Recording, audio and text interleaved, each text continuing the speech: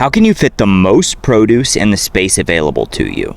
It's a question I'm constantly wrestling with when setting up gardens for people, and I've managed to come up with some pretty useful workarounds for growing food in limited space. With good soil and intensive gardening techniques, you can ignore spacing guidelines to a certain degree, but at some point, the plants have to start competing with each other for root space and nutrients from the soil, and therefore start to weaken each other.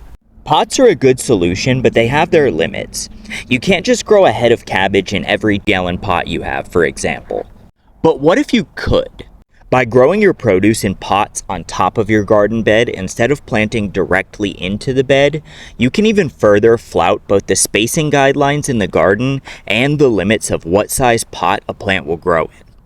As long as you water not just the soil in the pot, but also the soil beneath, the plant will send roots into that soil when it reaches the limits of the pot.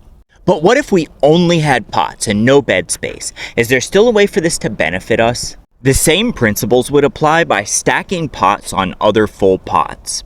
It's not the most aesthetically pleasing setup, but if your goal is growing the most food in a restricted space, it is the most efficient. I have plenty of space to grow, and I still utilize this technique as a means of buying time before I need to transplant. For example, if a plant is currently setting fruit and I don't want to risk transplanting until it's done. So try it out and subscribe for more great home farming tips.